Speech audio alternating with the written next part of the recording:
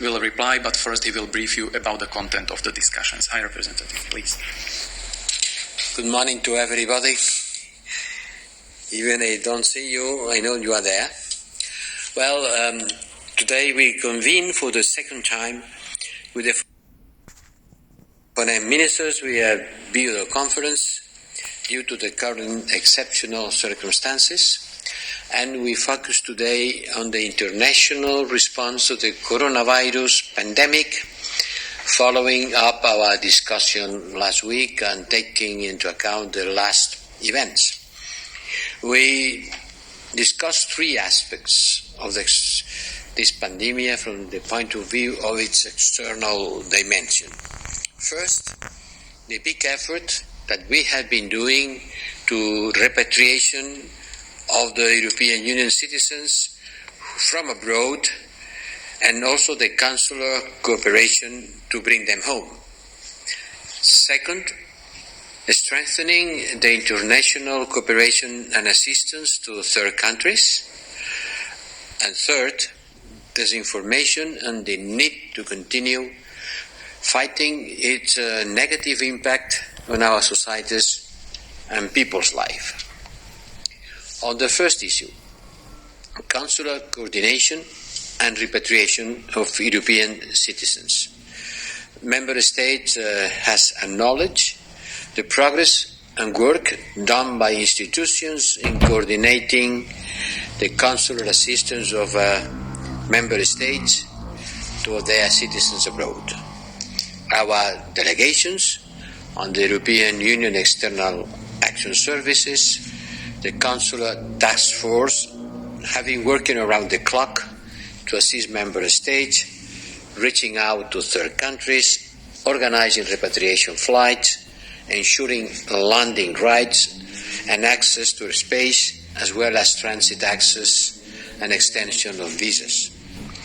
As far as I know, the last data said that thanks to this effort, we have brought home more than 350,000 Europeans. 350,000. But there are still 250,000 remaining. And many operations are under the way. Things become more difficult every day due to the fact that many airlines have been grounding their planes, and also because the airspace has been closing every day. But we continue our efforts in order to offer the possibility of flying back to Europe to these 250,000 Europeans still requesting it. On international cooperation, we agreed that this is a global crisis and the answer should be global. And the priority should be given to the assistance to the most vulnerable countries, as this is also in our interest in the longer term. Their problems will be also our problems. We cannot solve this pandemic just at home. Even if we solve the problem in Europe, it will not be solved if it is not solved everywhere, because it can backlash at any moment. If we don't solve the problem in Africa, we will not be solved it in Europe. And Africa is of particular concern to us. They are our neighbors, and the pandemic there could get out of control very rapidly. Unhappily, they don't have the same healthcare capacity that we have in Europe. Just remember that in Europe we have about 37 doctors per 10,000 inhabitants. And in Africa they have one doctor for 10,000 inhabitants. If you compare the number of beds in the hospitals, you compare the number of intensive healthcare units, the difference is overwhelming. So it's clear that the same threat can cause very much damage in Africa than in Europe. We have to help Africa in our own interest, because if the pandemic spreads there, it will go back to Europe. In some countries, in some areas, which are under big trouble with heavy fight, like in Syria, Libya or Yemen, the devastating effects of the coronavirus can be multiplied, putting two conflicts at the same time.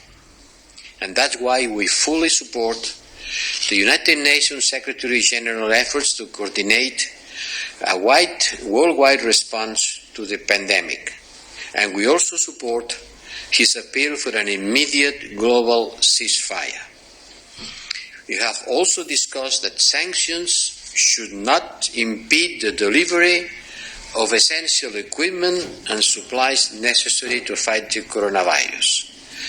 And we have been working in a communication that would bring support both to the United Nations Secretary General and the Special Envoy for Human Rights, Madame Bachelet. This communication is on the way.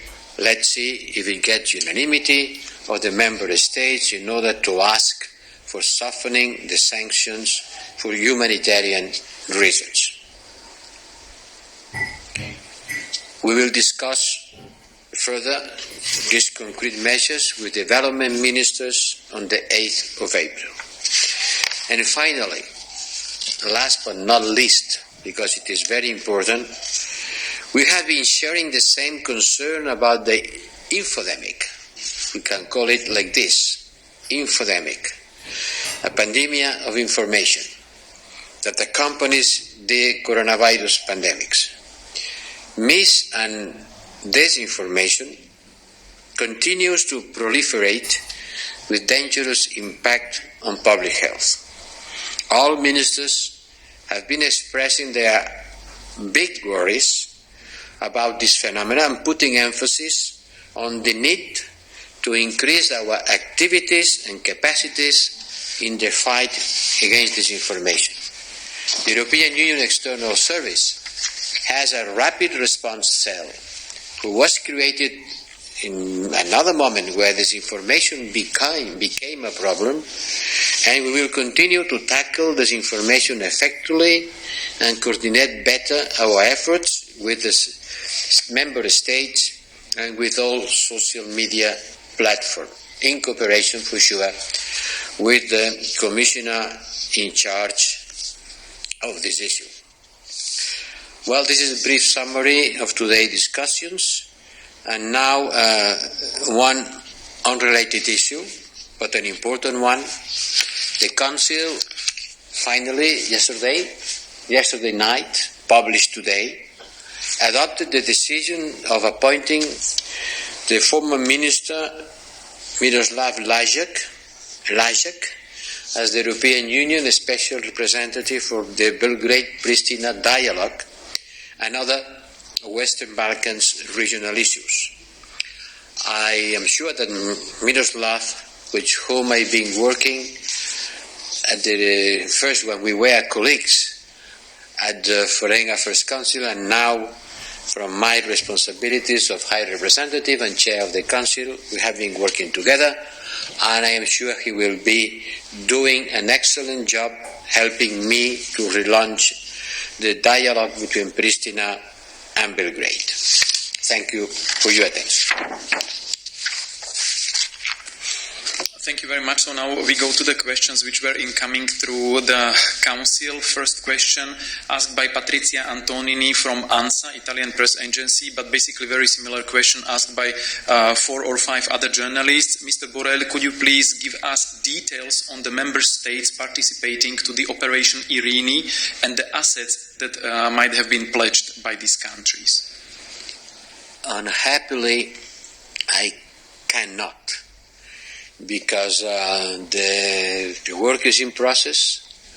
The conference that took place has not yet finished its work, so I cannot give you a precise and ultimate information because it's still being cooked. But as soon as I could, I will inform you about it. Thank you. Next question from Hans-Uwe Mergener from Mittler Report Verlag, Germany. First question also about Irini, basically the same. And the second question, in these times when all is focused on Corona, the attention of the rest of the world has faded.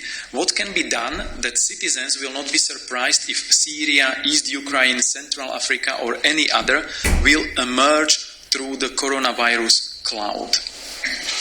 That's true. The coronavirus and the fight against pandemia has shifted the attention of everybody, but it doesn't mean that we have been forgetting other problems that we have, that, by the way, some of them are worsening.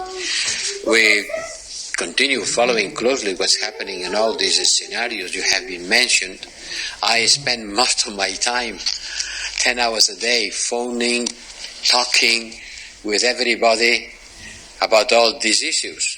Libya, for example, is not just about Irina. We have to regret that the fight around Tripoli has been increasing in spite of the call for a truce, but from the Secretary General of the United Nations. And we are following closely what's happening in Syria, and I am in touch with Iran authorities. Don't believe that we are not paying attention to these things, but happily for us, by the time being, the coronavirus has created a certain de facto truce in many places, with the exception of Libya, and there is not at that moment a hot spot. Let's hope that it's going to last. Thank you. Next question from Stuart Lau from South China Morning Post, Hong Kong. What is the EU's position on China's call for foreign diplomats not to return to China? Will the EU ask diplomats from the EAS and other member states to follow this advice? Well, to tell the truth, I am not aware of this decision, and I don't have an official confirmation. And in any case, this is an issue that has not been taken in consideration by the ministers in the Council. I cannot give you any information about it. Thank you. A question directly related to the topics discussed at the video conference. Aminata Niang from Agence Europe. What is specifically foreseen for Africa, which is a very fragile continent, and considering the future EU global reinforced strategy with Africa? And you are perfectly right. We have been working during these last days,